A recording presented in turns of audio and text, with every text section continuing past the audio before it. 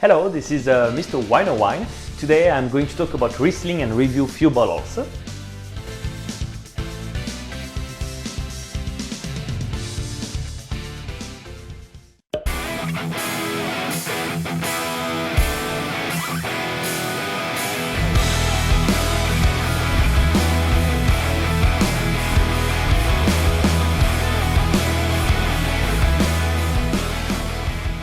So Riesling, native from Germany, is one of the three white noble grapes with Sauvignon Blanc and Chardonnay.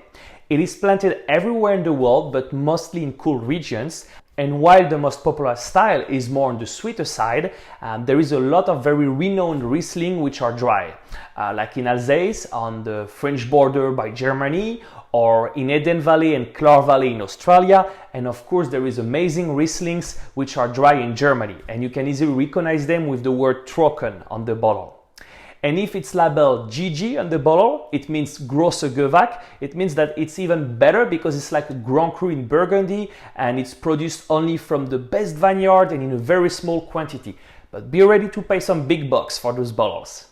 The sweet style is also a little bit complex. It ranges from off-dry to extremely sweet dessert wine known as late harvest or ice wine in Canada or Germany, for example. Usually when you want to choose a Riesling, the producers try to make your choice easier by putting this little scale on the back of the bottle, which tell you if the Riesling is more like a dry, medium dry or sweet. But sometimes it could get a little bit complicated, especially with Germany and Austria that use their own classification system known as Prädikatswein, defined by degrees Huxley. What is that? Is it like the Fahrenheit or the Celsius of the Germans?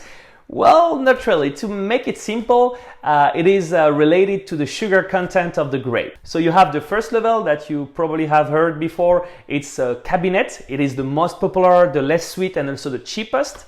Then as the grapes get riper, you have Spätlese, then you have Hochlässe, and when some noble rot start to settle on the grapes, those shrink, get concentrated in sugar to make some Hochlässe and Trocken Hochlässe, aka TBA, the sweetest style of Riesling. There is also another level which is called ice wine, finally a word we know, and it is similar in sweetness to Hochlässe. The difference is instead of having this like humid weather which makes the noble rot, the Botrytis cinerea develop on the grapes, we have a very dry and cold weather which makes the grape freeze, allowing to extract more sugar out of it. Of course, these three last levels that you probably never heard of are very rare to find. They are only produced during the best years when the weather permits it, and they are very expensive because the yields are very low, but also because the wine grower has a high risk to lose his harvest if the weather turns bad. Well, and what about the aromas and the taste of the Riesling? Well, Riesling has a very high acidity, but it's pretty well balanced with some intense aromas of exotic fruits like pineapple and lychee, and also orchard fruit. Pear, the apple and the citrus for like the drier style, to the nectarine and the apricot for like the sweeter style. It also has a good minerality and develops a kind of petrol smell with the age. Yes, just like the premium unleaded 93 from Shell. It may seem weird, but don't worry, it's normal and it doesn't really taste like it. In fact, Riesling is one of the most misunderstood grapes, but it has so pure flavors that reflect the terroir of where it grows, and it is extremely refreshing and a great companion to so many dishes, especially Asian and Indian. By the way, if you want to know more about the terroir and the food and wine pairing, check out this video where I explain everything in detail. Anyway, with as many different Rieslings as there are, I couldn't review them all today and I had to make a choice. So I chose three interesting bottles. They are all around 90 to 92 points and affordable for everybody. So I chose the Cabinet Riesling Blue Slate 2018 from Dr. Lozen, a very talented wine grower of Moselle in Germany. And while this Riesling is one of his less expensive bottles, if you like his style, he's having every kind of Rieslings from $10 to $100 a bottle. And this one is actually called Blue Slate because of the soil in the vineyard. And this is, as you see here in the little scale, in a medium sweet wine. Then I chose the Columbia Valley Riesling 2017 from Chateau Saint-Michel, which is probably one of the biggest and oldest wineries in Washington state. They have a big gamut of wine and are very popular for their fair price. In fact, this bottle, which is a medium dry Riesling, is sold for less than $10, which is pretty amazing for the quality of the wine. And to finish, I chose the entry-level wine of Eroica. It is a 2017 Riesling, which is more on the drier side. And Eroica is the association of those two great producers. So it's like old world and new world working together. I actually never had this bottle before, so I'm very excited to see the result of this partnership. So let's try them. A few moments later. So this one has 8.5% of alcohol, while the two other have 11.5. So it is definitely lighter. The reason is because this is a wine from Moselle in Germany, and because of the lack of sun in this region, the grapes are usually less ripe and the wines are usually a little bit more like crisp and of course like lighter. Let's have a look on the color. They're pretty much like all, I would say, medium straw in the color. So we can see that this one is a little bit like lighter in the color and this one a little bit more golden, but they're all, I would say, a pretty like medium straw color. So about the tears, we obviously don't have that much tears, which makes sense because these wines are low in alcohol, or probably extremely thin tears if there is any. So let's check the nose of these wines. This wine is definitely like spicy. I get some baked apple with, you know, like cinnamon, like almost like apple pie and cinnamon. I also have some nice like peach aromas, pear as well. And overall like a good like minerality, like slate, whetstone.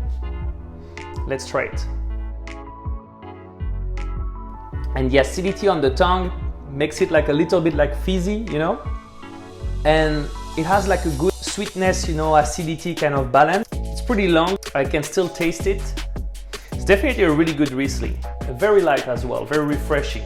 So let's see the second one, the Chateau Saint-Michel. Smell very fresh. Get some like lemon zest, grapefruit, orange. I don't get like as much minerality as the first one, is more like subtle. Let's try it. It's very nice, mouth-watering.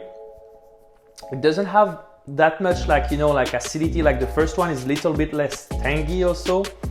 So it makes it like less refreshing. Definitely better to pair this one with some food. I get a little bit more the minerality on the palate, better than what I got when I was like just smelling it. It's really good. It's very like citrusy. I also get a little bit of apricot. Really nice. What about the last one, the Eroica? Really looking forward to try this one. I would say the nose is not that impressive. I would say it's very like subtle. You get like those orchard fruits, maybe more like I would say on the green apple and pears, a little bit of peach as well, and maybe like a little bit of tangerine. The minerality is about the same than the Chateau Saint-Michel, so very subtle. That's also probably the fact that they're produced in the same place. It's pretty amazing. It's a very nice dry Riesling. Has this good acidity. The minerality, same thing. I didn't smell it that much first, but it's very here, like on the palate. Has a little like bitterness on the back that makes it even more refreshing. And you really get like these like green apples. I really like it. Great pairing for seafood or for like sushi especially.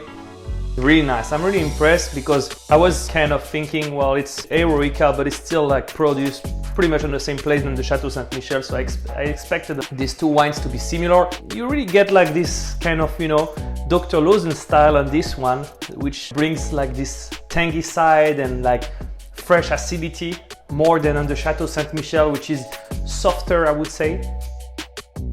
These three Riesling are really good. If I have to give you my favorites, I'm still gonna stay with Dr. Leusen.